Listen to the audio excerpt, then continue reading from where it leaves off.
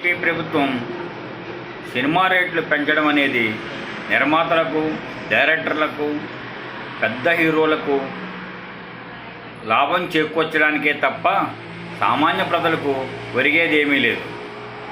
Number 2, పక్కనున్న తెలంగాణ రాష్ట్రం benefit షోలకు రేట్లు పెంచడానికి పర్మిషన్ ఇచ్చేదే లేదని ఒక డెసిషన్ తీసుకుంటే, ఆంధ్రప్రదేశ్ ప్రభుత్వం మాత్రం నిర్మాతలకు, డైరెక్టర్లకు, బడా హీరోలకు లాభం చేకూర్చడానికే ఈ నిర్ణయం తీసుకున్నట్లుగా కనిపిస్తుంది.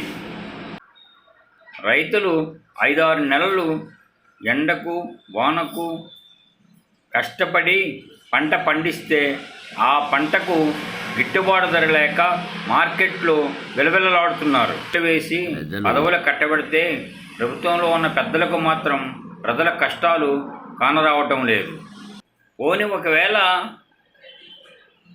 ప్రజలు తమ అభిమాన నటుడి సినిమా చూడడానికి థియేటర్లకు వెళితే వాళ్ళ నెత్తిన పెనుభారం మోపినట్టుగా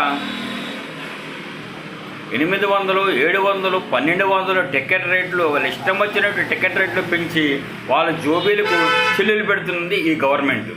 ఓని 2-3 రోజుల్లో 500, 600 కోట్లు, 700 కోట్లు ఖర్చు పెట్టిన సినిమా కూడా ఒక్క రోజులో 1000 కోట్లు, 1,00,000 కోట్లు వచ్చేయాలని ఆలోచించే ఈ నిర్మాతల యొక్క దుస్థితి, మనస్థితి ఎలా ఉందో ప్రజలు గమనించాలి. ఇది నచ్చితే లైక్ చేయండి, షేర్ చేయండి.